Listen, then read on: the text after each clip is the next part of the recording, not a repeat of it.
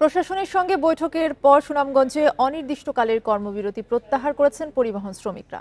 ১৬ ঘন্টা পর দুপুরে 12:30টায় কর্মবিরতি প্রত্যাহার করেন তারা।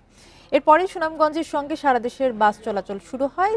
জেলা সড়ক পরিবহন শ্রমিক ঐক্য পরিষদের সাধারণ সম্পাদক নুরুল হক জানান, পরিবহন শ্রমিককে মারধর, গাড়ি ভাঙচুরের প্রতিবাদ এবং হামলাকারীদের বিচারের দাবিতে রোববার রাত ৮টা থেকে অনির্দিষ্টকালের কর্মবিরতি শুরু করেন তারা। বিষয়টি মীমাংসা করতে সকালে শ্রমিক নেতাদের সঙ্গে বৈঠকে বসেন প্রশাসনের ঊর্ধ্বতন কর্মকর্তা ও সুনামগঞ্জ বিজ্ঞান ও প্রযুক্তি বিশ্ববিদ্যালয়ের শিক্ষকরা।